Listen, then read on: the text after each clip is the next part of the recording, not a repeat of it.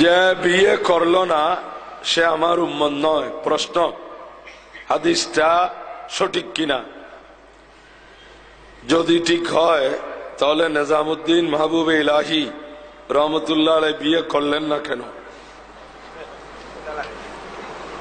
আচ্ছা শুনেন, বিয়ে করা সুন্নত, আন নিকাহু মিন সুন্নতি। নবী পাক সাল্লাল্লাহু আলাইহি সাল্লাম এই হাদিস মিশকাত শরীফে আছে, ইরশাদ করছেন বিয়ে করা আমার তরিকা। এখানে সুন্নত মানে এটা নয় যে এটা সুন্নতে জায়েদা না মুআক্কাদা। এখানে সুন্নত বলতে বিয়ে করা নবীর আদর্শ, নবীর তরিকা। ফামান রাগিবা আন সুন্নতি, যে ব্যক্তি আমার সুন্নত থেকে বিরত থাকলো, সুন্নতের অনীহা করে, ফালাইসা মিন্নি, সে আমার উম্মত নয়।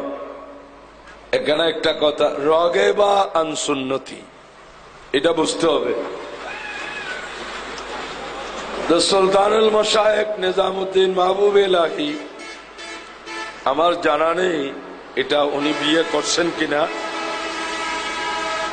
শাহজালাল ইয়ামানি রহমতুল্লাহ আলাইহি বিয়ে করেন নাই, এই জন্য ওনাকে বলা হয় মুজাররদ। শাহজালাল মুজাররদে ইয়ামানি, মুজাররদ মানে বিয়ে করেন নাই, চিরকুমার। এরকম অনেক ওলি আল্লাহ আছে যারা বিয়ে করেন নাই। সুলতানুল হিন্দ খাজা গরিব নওয়াজ রহমতুল্লাহ আলাইহি বিয়ে করেছেন প্রায় 80 বছর বয়সের দিকে। কারণ ওনাকে এক রাতে রাসূল পাক সাল্লাল্লাহু আলাইহি সাল্লাম স্বপ্নে বললেন, মঈনুদ্দিন, আমার একটি সুন্নতের সাথে তোমার এত দুশমনি কেন?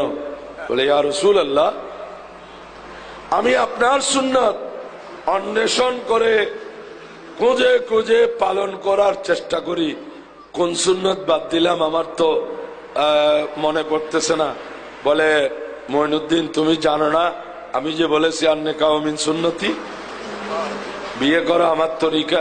বলে, ইয়া রাসূলুল্লাহ, আমি বিয়ে করি না, যে আমি আমার মহব্বতের যেই অংশ আছে এটা আমি আল্লাহর রসুলকে দিয়ে ফেলেছি। এখন যদি বিয়ে করি ওখান থেকে বাগ বসাতে হবে, মহব্বতে বাগ বসাবে আমার স্ত্রী, সেই জন্য আমি করি না। যে আর নয়, এই সুন্নতের প্রতি অনীহা আমার মোটেই নেই, এটা অনীহার বিষয় নয়। আমি এই কারণে এরপর খাজা গরিব নওয়াজ কিন্তু শাদী করেছেন, একটা না দুইটা করেছেন। তো এখন ওলি আল্লাহরা যারা শাদী করেন নাই, এটার ভিন্ন কারণ।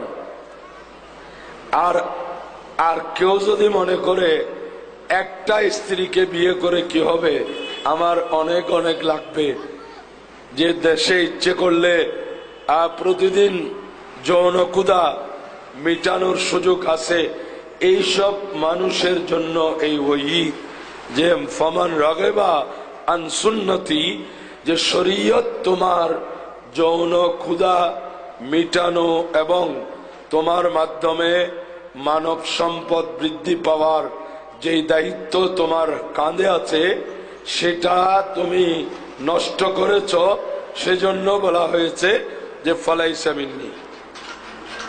এটা কোনো এই বিয়ে না করে ওনারা অপরাধী হয়েছেন এমনটি নয়। বিয়ে না করার কারণে যেই সব অপরাধ সংগঠিত হয়, ওই সব অপরাধকে রোধ করার জন্য রাসূল পাক সাল্লাল্লাহু আলাইহি সাল্লাম এই উক্তি করেছেন।